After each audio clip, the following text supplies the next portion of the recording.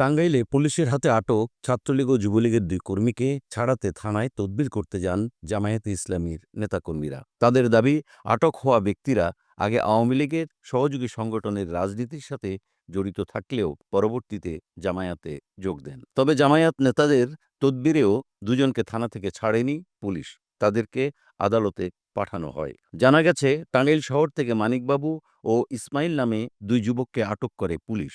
যুবলীগ ও নিষিদ্ধ ঘোষিত ছাত্রলীগের কর্মী হিসেবেই পরিচিত তারা। তবে তাদেরকে আটক করে থানায় নেয়ার পর রাজনৈতিক পরিচয় নিয়ে বিভ্রান্তি দেখা দেয়। আটককৃতদের দাবি, বৈষম্য বিরোধী ছাত্র আন্দোলনে তারা সক্রিয় ছিলেন। এক পর্যায়ে থানায় যান স্থানীয় জামায়াতের নেতাকর্মীরা।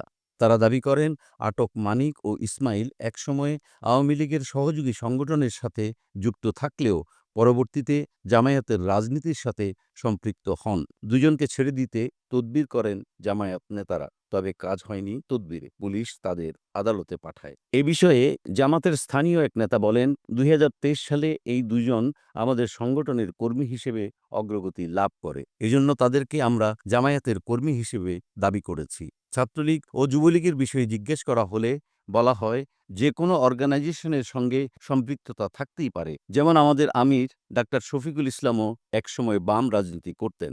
টাঙ্গাইল জেলা জামায়াত ইসলামীর সাংগঠনিক সেক্রেটারি শহীদুল ইসলাম বলেন, এই বিষয়ে স্থানীয় যিনি দায়িত্বশীল আছে সে আমাদের রুকন।